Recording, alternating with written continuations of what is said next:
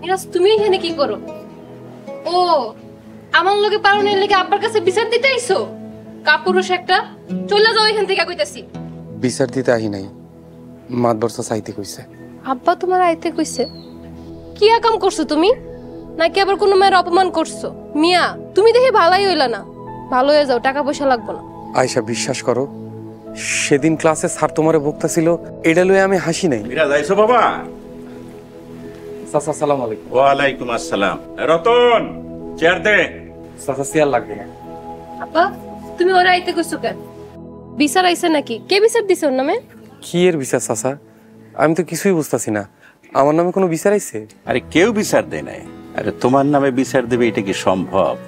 আদর্শ বাবার আদর্শ ছেলে। তাইলে ওরা ডাকছো কেন? ডাকছি এই জন্য যে মিরাজ আজ থেকে তোমারে আরবি পড়া শিখাইব। মানে মিরাজ আমারে পড়াইবো? ফোন এতে অবাক হওয়ার কিছু নাই।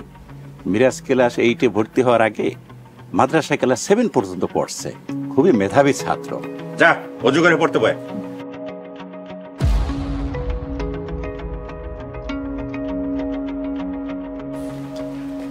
চাচা আসসালামু আলাইকুম, কেমন আছেন? ওয়ালাইকুম আসসালাম, ভালো আছি বাবা। তুমি যে আয়সারে পড়াইবা, তোমার চাচাই আমার কইছে।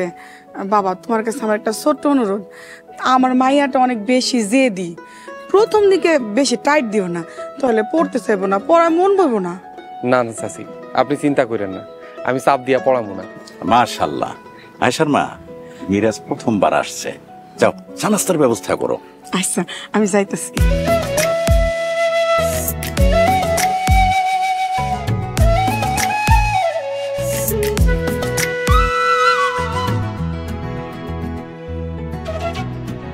আয়শা পড়ো, আলিফ বা তা, আয়শা পড়ায় মন দাও।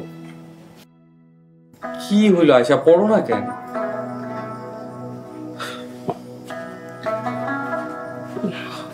বাবা মিরাজ ধর, চা নাস্তা করো।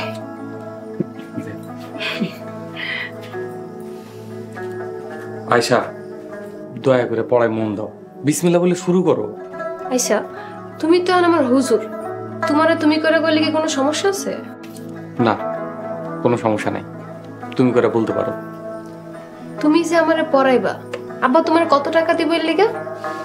এটা আমি জানি না, মাদ্রাসার সাথে আব্বার কথা হয়েছে, বাদ দাও তো সব, এখন পড়ো না, শুরু করো।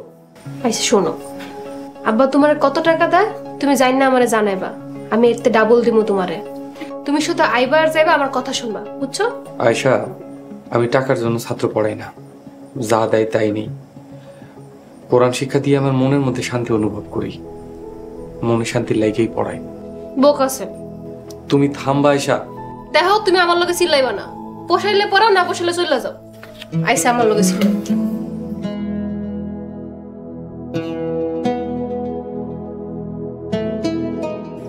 আব্বা আসসালামু আলাইকুম। ওয়ালাইকুম সালাম, বসো। আব্বা কাজটা কিন্তু আপনি একবারে ঠিক করেন নাই, আমারে বাপ হইয়া পোলারে বিপদের মধ্যে ফালাইছেন। আস্তাগফিরুল্লাহ। এই বেয়াদব, কি করছি আমি? কি হইছে বাজান?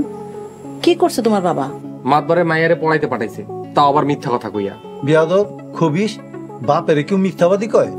আমি হইলাম গিয়ে এই গ্রামের ইমাম, নিজের ছেলে যদি আমার মিথ্যাবাদী কয়, লোকে শুনলে আমার চাকরি থাকবো? চিল্লায় না তো।